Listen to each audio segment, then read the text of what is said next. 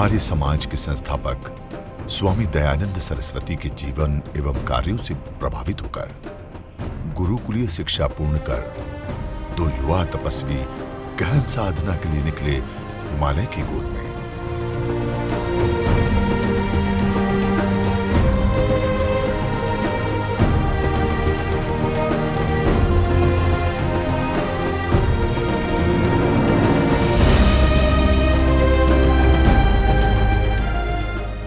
हिमालय में साधनारत रहते हुए दोनों तपस्वियों ने मानव सेवा का व्रत लिया।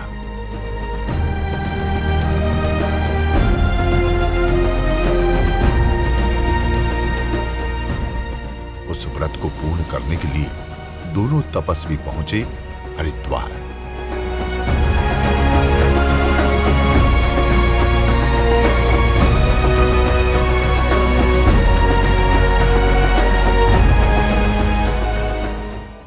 जहां कनखल स्थित कृपालु बाग आश्रम में पूज्य स्वामी शंकर देव जी महाराज के सानिध्य में 1995 में दिव्य योग मंदिर की स्थापना कर योग एवं आयुर्वेद के माध्यम से मानव के दुखों को हरने का प्रयास किया गया।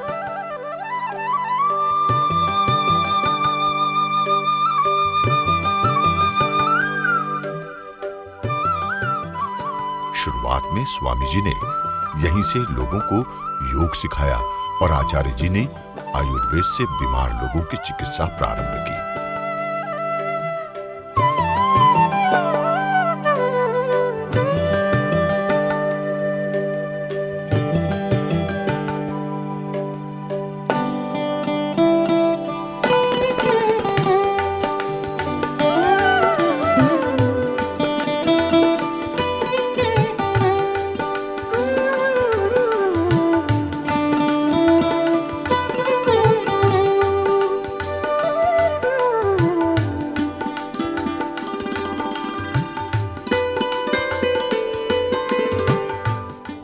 देखते ही देखते स्वामी जी और आचार्य जी के पुरुषार्थ से योग और आयुर्वेद लोगों के घरों तक पहुंचने लगा। कनखल में लोगों का हुजूम बढ़ने लगा, जिसको देखते हुए स्वामी जी व आचार्य जी ने इसका विस्तार करने की सोची और इस सोच का परिणाम हुआ कि योग, आयुर्वेद और वैदिक संस्कृति व स्वदेशी का नया केंद्र बना पतंजलि योग पीठ।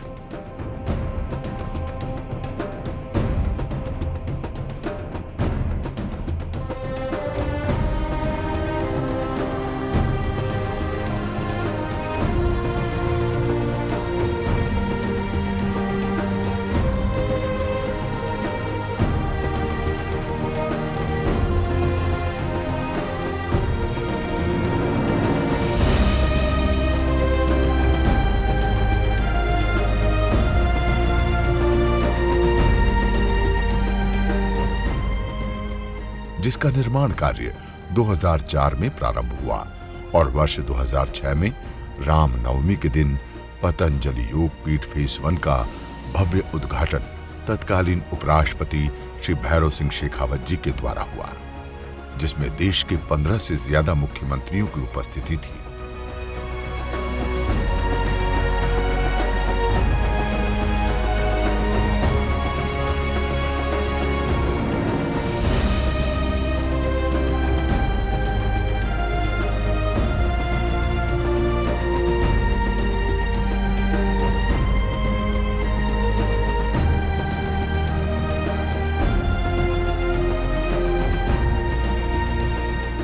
आज यहां हर रोज हजारों लोग चिकित्सा लाभ के लिए आते हैं।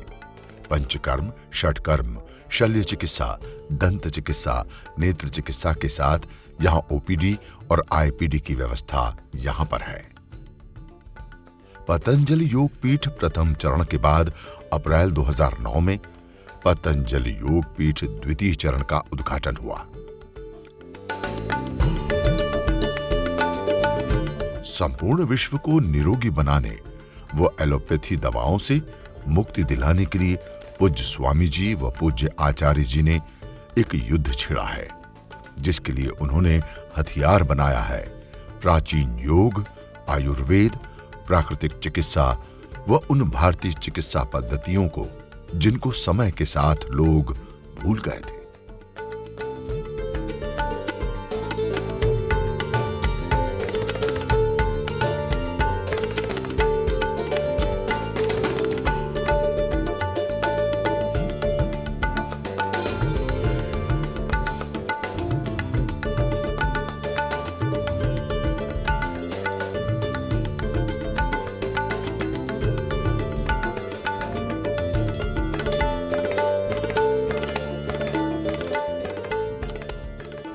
इन सभी भारतीय चिकित्सा पद्धतियों को एक छत के नीचे लाए हैं स्वामी जी व आचार्य जी ने, जिसका नाम दिया है पतंजलि वेलनेस सेंटर।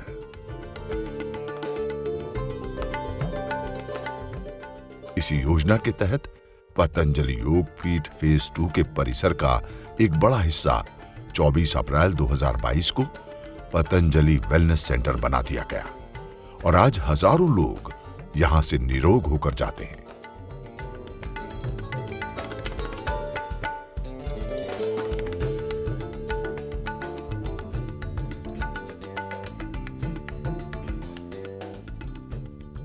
पतंजलि योग पीठ द्वितीय चरण के अन्य मुख्य प्रकल्प हैं राजीव दीक्षित भवन, पतंजलि योग समिति, महिला पतंजलि योग समिति, भारत स्वाभिमान, युवा भारत स्वाभिमान व किसान पंचायत। पांचों संगठनों का केंद्रीय कार्यालय है राजीव दीक्षित भवन। संगठन के सेवावृत्ति भाई बहन व संगठन के पूर्णकालिक कार्यकर्ता यहां से योग, आयुर्वेद व सेवा के कार्य को आगे बढ़ाते हैं। इसके अलावा अन्य प्रकल्प हैं स्वामी शंकरदेव वानप्रस्थाश्रम, सेवा सदन व संत कुटीर। संपूर्ण विश्व में आयुर्वेद की दवाओं के ऊपर एक सवाल उठाया जाता था कि रिसर्च बेस्ड मेडिसिन नहीं है, और इसका जवाब संपूर्ण विश्व को दिया स्वामी जी व आचार्य जी महाराज ने पतंजलि रिसर्च इंस्टीट्यूट बनाकर।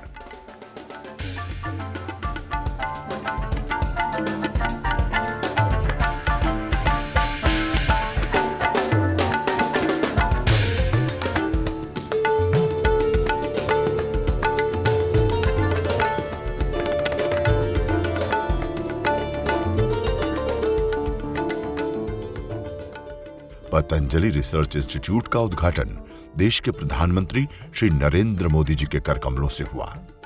पतंजलि रिसर्च इंस्टीट्यूट में आज आयुर्वेद की दवाओं का प्री क्लिनिकल से लेकर क्लिनिकल ट्रायल तक किया जाता है। तब जाकर देश दुनिया को आयुर्वेद की रिसर्च बेस्ड मेडिसिन पतंजलि उपलब्ध कराता है।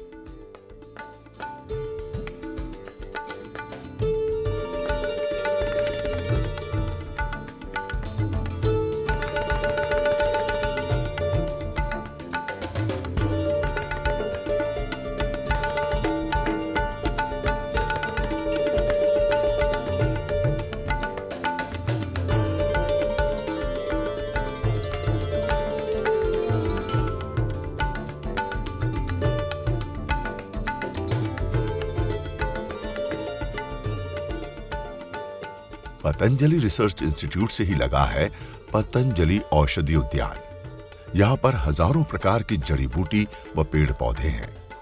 हिमालय सहित देश के समस्त भागों से प्राप्त दुर्लभ औषधीय पौधों को विलुप्त होने से बचाने एवं शोध कार्य हेतु उन्हें यहाँ पर रोपित एवं पोषित किया गया है।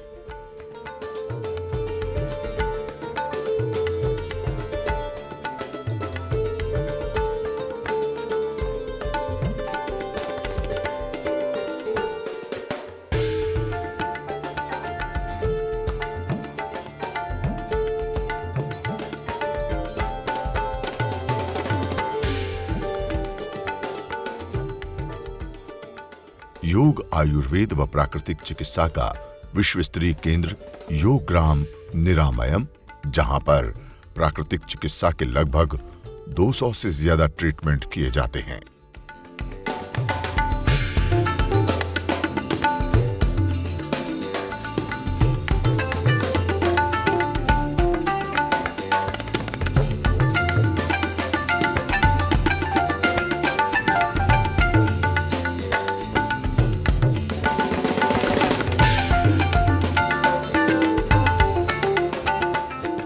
योग ग्राम के वीवीआईपी ट्रीटमेंट सेंटर का नाम है निरामयम।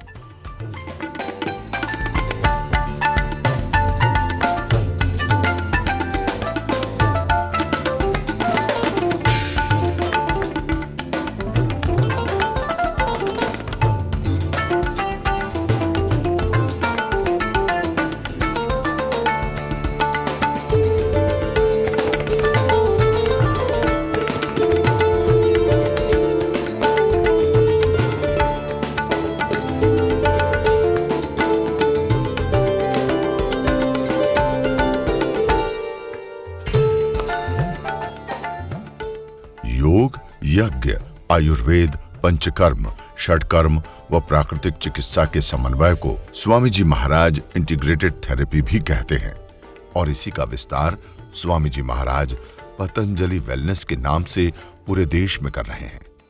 पतंजलि वेदा लाइफ से लेकर देश भर में अब कई पतंजलि वेलनेस सेंटर खुल गए हैं। ऋषिकेश से ऊपर प्रकृति की गोद में बसे वेदा लाइफ में स्वस्थ व्यक्ति भी भागदौड़ की जिंदगी से अपने तनाव को दूर करने के लिए पहुंचते हैं और तरोताजा होकर वापस आते हैं।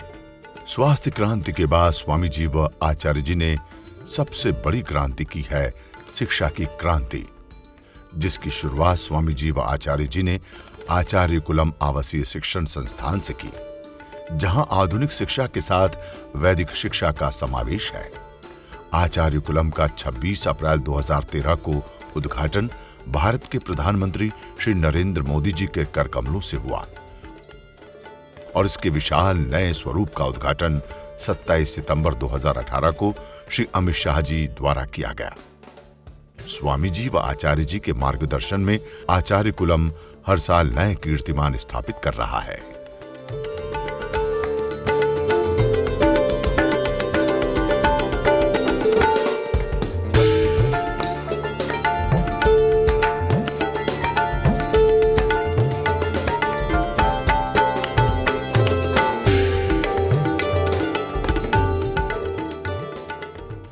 पतंजलि द्वारा संचालित शिक्षा संस्थानों में एक है पतंजलि गुरुकुलम, जिसकी स्थापना 2017 में की गई थी। वैदिक एवं आधुनिक शिक्षा का एक अद्भुत समन्वय है पतंजलि गुरुकुलम।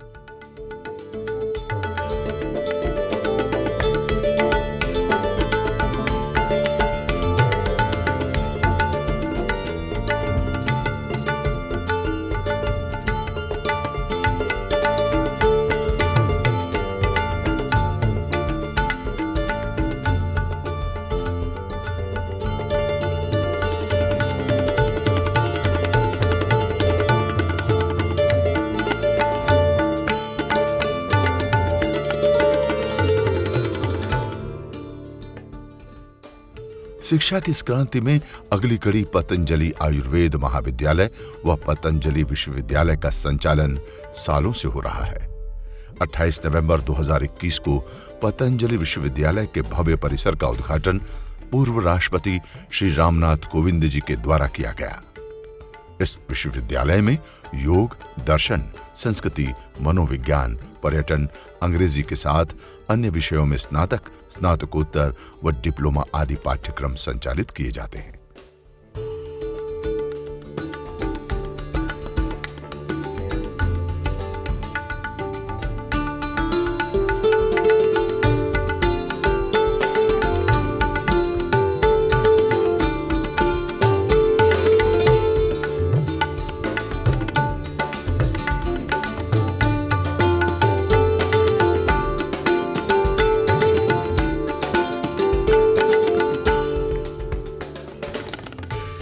प्रधानमंत्री श्री नरेंद्र मोदी जी ने स्वदेशी से स्वावलंबी की जो बात कुछ सालों पहले की, उसकी शुरुआत कई सालों पहले योग ऋषि स्वामी रामदेव जी व आचार्य जी ने विश्व के सबसे बड़े Patanjali food and herbal park के जरिए कर दी थी।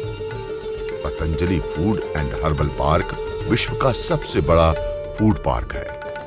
Patanjali food and herbal park से जहां देशवासियों को स्वदेशी उत्पाद मिलते हैं, वहीं देश के किसानों को उनकी फसल का उचित मूल्य मिलता है। Patanjali food and herbal park आज देश को कई स्वदेशी उत्पाद देता है।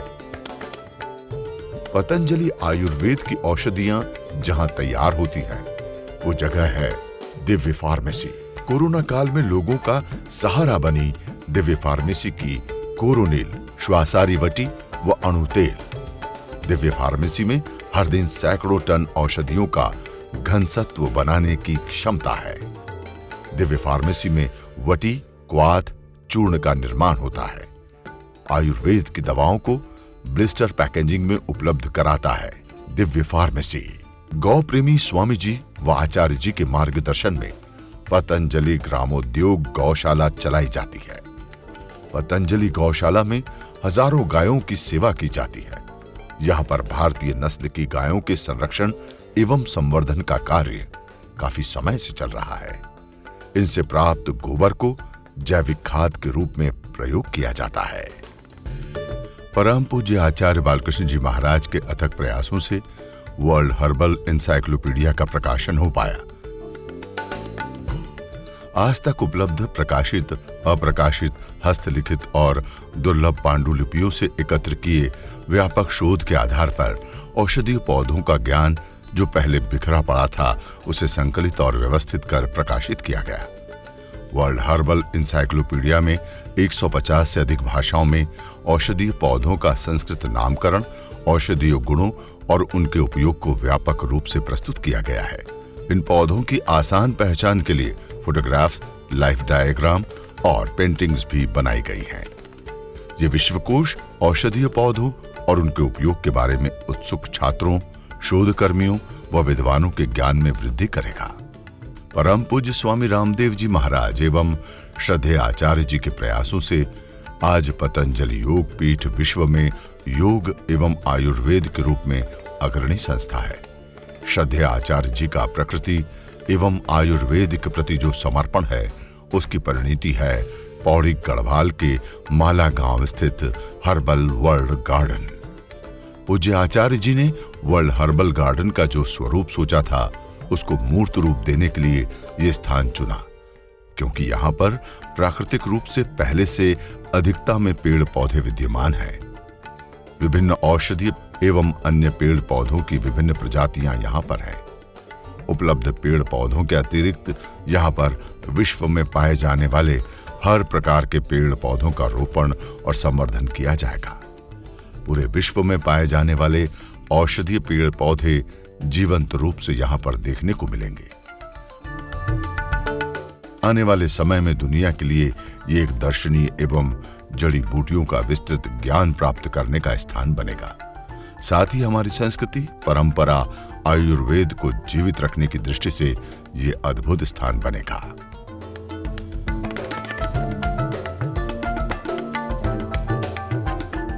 पतंजलि योग पीठ आयुर्वेद को पुनर्जीवित और पुनः प्रतिष्ठित करने के लिए निरंतर प्रयासरत है। इस कार्य के लिए उपलब्ध प्रकाशित ग्रंथों का सहारा तो लिया ही गया, साथ ही देश भर में उपलब्ध विभिन्न पांडुलिपियों को संकलित कर उनका प्रकाशन भी किया जा रहा है। 1300 साल पुरानी पुस्तकें आज उपलब्ध नहीं है, पर पांडुलिपियों के रूप में जो भी प्राप्त होता है, उस पर गहन अध्ययन के बाद उन्हें प्रकाशित करना कोई सरल कार्य नहीं है। परंतु श्रद्धेय आचार्य जी ने इस कार्य को महत्वपूर्ण मानते हुए अपने निर्देशन में अभी तक कई पांडुलिपियों को पुस्तकों के आकार में प्रकाशित किया है और ये कार्य निरंतर जारी है।